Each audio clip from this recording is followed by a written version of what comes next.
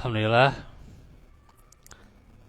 hamdan wa syukranillah, asyhadu an la ilaha illallah wa asyhadu anna Muhammadan abduhu wa rasuluh. Alladzi la nabiyya ba'da. Alhamdulillah, ikhwata fillah. Hari ini kita di majelis ilmu di pelajaran yang singkat ini, insyaallah kita melanjutkan perkara sholat malam tuh ya. Ya saja karena waktu tuh ya. Mungkin kita hanya bahas surah Sajdah ayat 16. Akhwatu fillah, dibuka saja.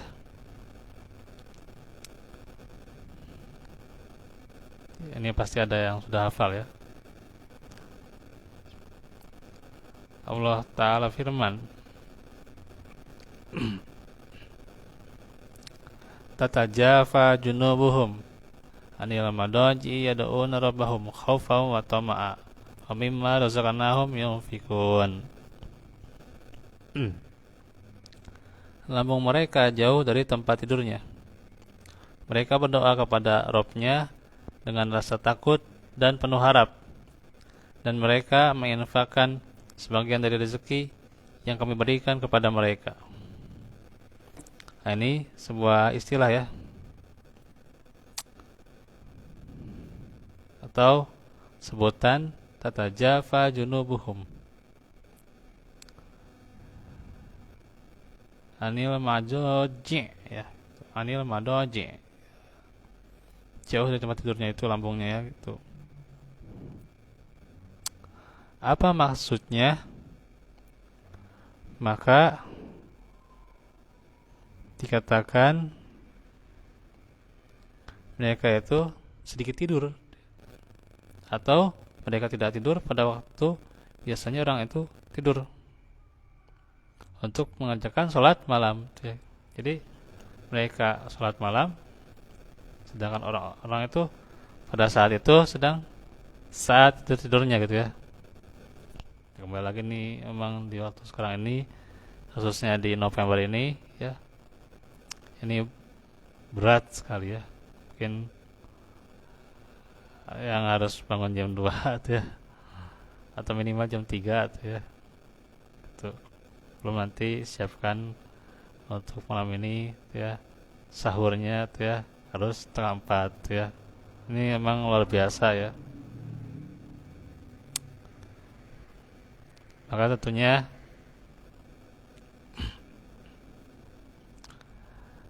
ikhwatufillah, orang yang demikian itu terpuji ya gitu. Karena dikatakan ciri orang yang beriman ya, innama yu'minu bi ayatina. Nah itu, beriman terhadap apa? Terhadap ayat-ayat kami ya. Nah itu adalah ciri orang yang beriman. Artinya yang benar-benar membuktikan keimanannya sholat malam tuh ya. Kalau sholat malam gimana? Ya kurang terbukti gitu ya. Kurang terbukti gitu. Jadi nggak dipertanyakan, nggak lah, tapi kurang terbukti lah gitu ya. Kurang lah gitu ya. Karena memang faedah sholat malam itu yang sunnah, tapi memang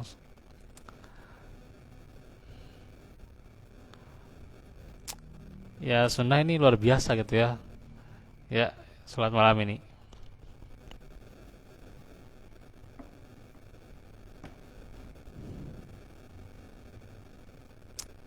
Dikatakan bahwa tatajafa junubuhum anil madaji, itu lambung mereka jauh dari tempat tidurnya. Maksudnya punggung mereka jauh dan tidak betah dari tempat tidurnya yang empuk, beralih kepada sesuatu yang lebih lezat darinya dan lebih mereka cintai, yaitu apa? Sholat di keheningan malam dan bermunajat kepada Allah di malam hari itu ya. Nah itu yad'una rabbahum khaufan wa tama'a.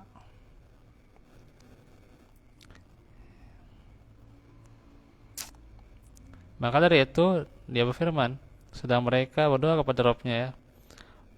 Maksudnya dalam mencari kebaikan Islam atau Islam mereka atau agama mereka gitu ya, mencari kebaikan agama mereka, dan dan juga sebagian dari dunia gitu ya. Ya boleh-boleh saja gitu ya.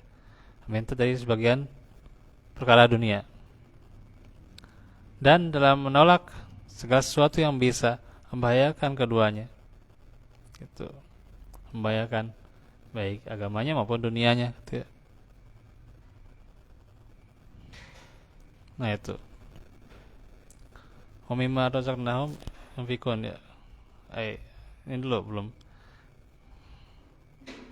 Yaitu dengan rasa takut dan harap ya. Rasa takut dan harap itu maksudnya dengan memadukan antara dua sifat, yakni takut akan azab Allah dan sangat mengharapkan pahalanya. Dan dari sebagian apa yang kami berikan kepada mereka yaitu rezeki yang sedikit atau banyak ya. Ini sudah kita jelaskan dalam pelajaran kemarin yang infak ya. Mereka menafkahkannya ya. Di sini tidak disebutkan batasan nafkah ya, karena memang nggak ada penyebutan khusus ya kalau infak itu ya. Ya kalaupun misalnya infak kembalikan pada kemampuan juga, infak juga ya itu memang wajib, tapi ya kembali pada kemampuan ya gitu. Nah itu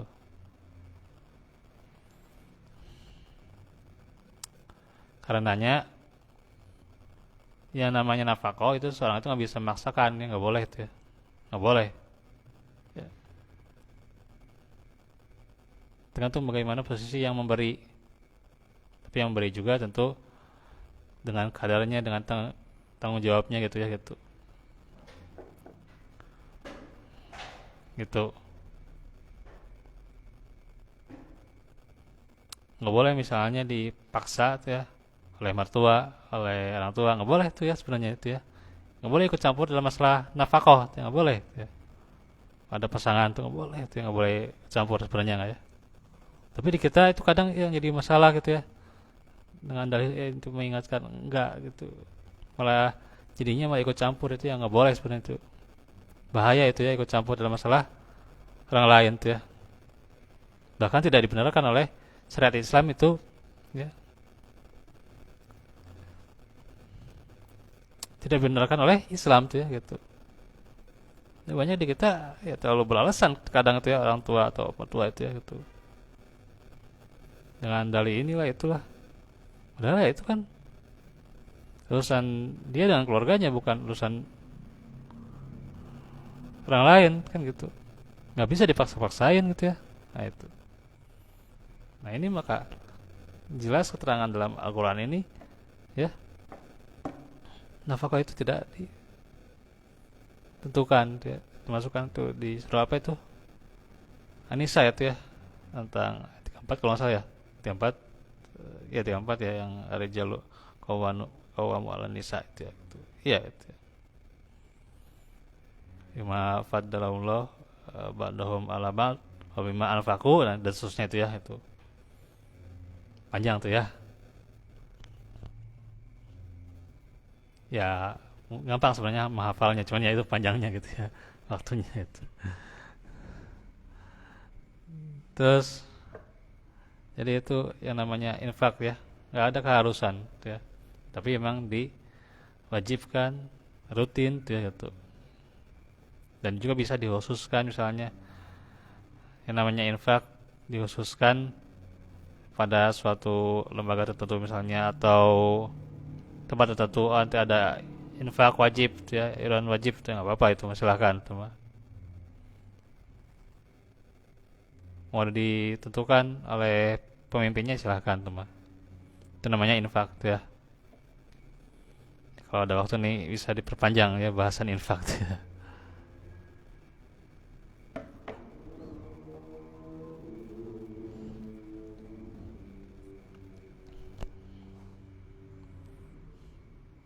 Dan pula menunjukkan makna infak itu kan, nafkah itu luas ya, nafkah itu. Jadi bisa nafkah wajib seperti zakat, membayar kafarat, nafkah untuk istri dan kerabat dekat ya, dan nafkah yang dianjurkan ya dalam jalan-jalan kebaikan. Ya, seperti nafkah untuk dakwah ya. Infak untuk dakwah itu nanti mungkin harus ada bahasan khusus ya itu nanti. Ya, infak untuk dakwah. Karena Nabi Nuh saja itu beliau juga bukan hanya menyampaikan, tapi beliau juga mencurahkan segalanya untuk berdakwah gitu ya. Ya termasuk juga hartanya juga gitu ya. Gitu. Ya, para sahabat juga demikian mencurahkan untuk dakwah Islam gitu ya. Di antaranya Zubair bin Awam gitu ya. Apalagi itu banyak gitu ya. Mereka itu ya di antaranya menginfakkan untuk dakwah gitu ya, untuk kebenaran.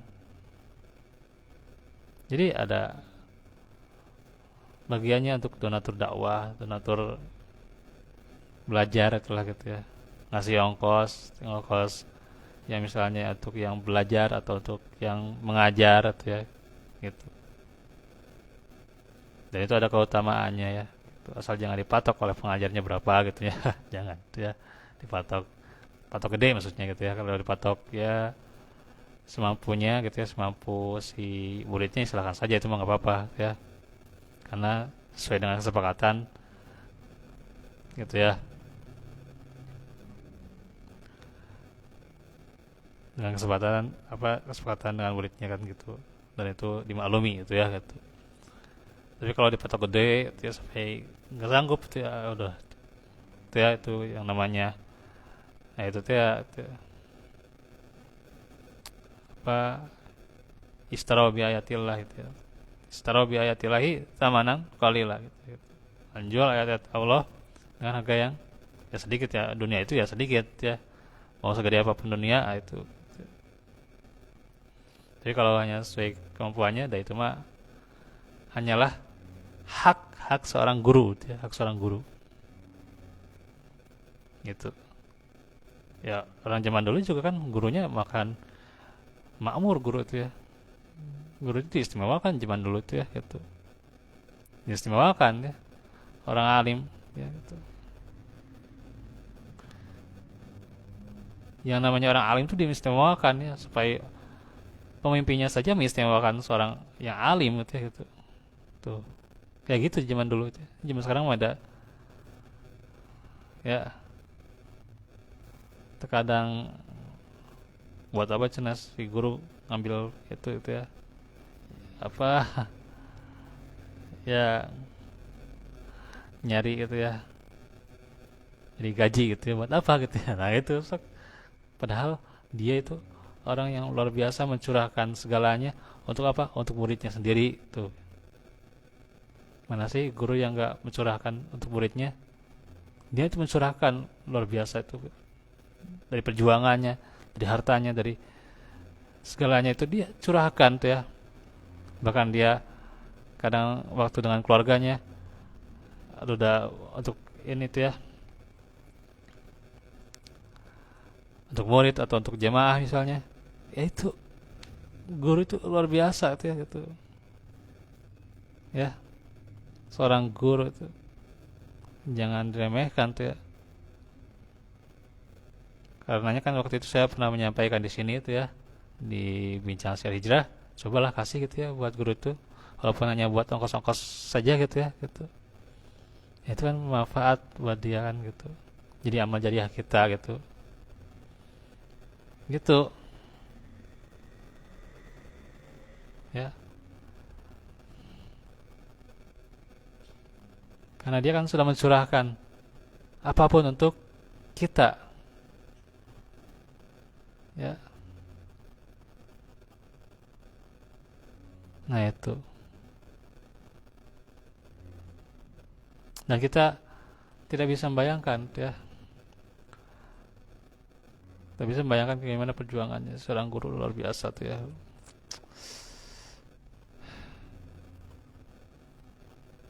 Karenanya disebut pahlawan tanpa tanda jasa kayak gitunya luar biasa. Ini coba gitu ya. Jangan misalnya cuma bisnis modalnya gimana gitu ya. Kemudian gimana berputarnya. Jangan berputarnya itu berputar ya buat kitanya sendiri.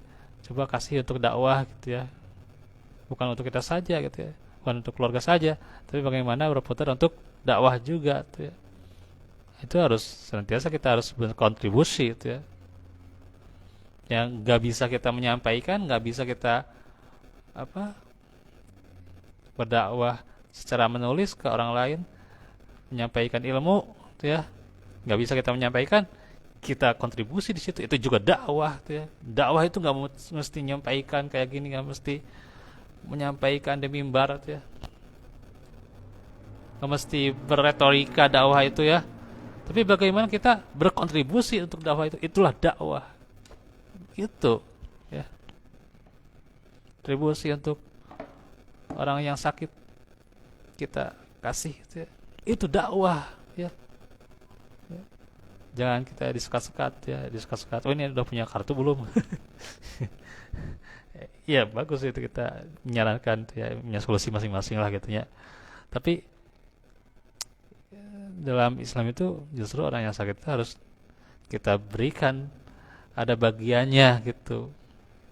Ini sekat-sekat, oh udah nggak saya kartu, jadi saya kartu BPJS, nggak saya tuh kudu merek, tapi disekat itu teh mana gitu, punten teh,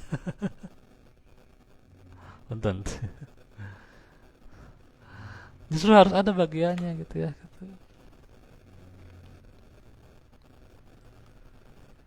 Gitu ya, harus ada bagiannya yang sakit. Ya, itu kan apa berguna juga buat misalnya nih ustadz yang sakit gimana tuh ya, bantu itu kan bantu dia juga untuk berdakwah gitu kan gitu. Ya itu simpel sebenarnya infak itu ya. Ketika kita berniat, kata sebuah quotes ya, berniat kita untuk berinfak, jangan sampai setan gitu ya menggoda kita memberikan sekat-sekat gitu ya, atau apa namanya penghalang hijab ya, sehingga kita nggak berinfak, nggak bersedekah gitu ya. Nah, itu hati-hati gitu ya. Nah itu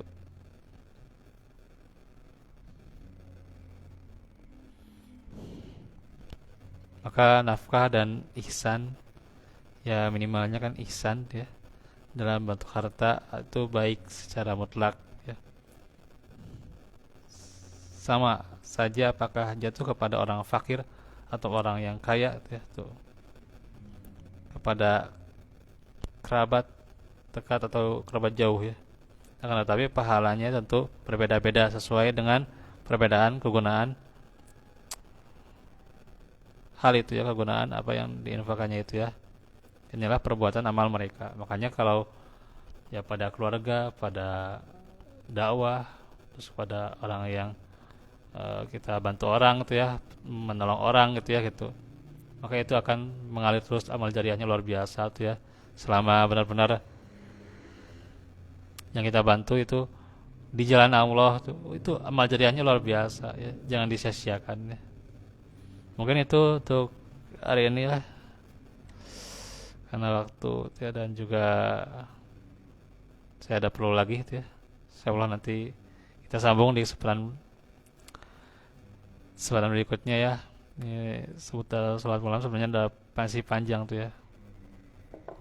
Minkum walafikum aku lakum lihada wa astagfirullah li walakum subhanakallah Rabbana atina min rahmah wa afafal gina. Kita doakan juga saudara kita yang lagi sakit ya, umur panas.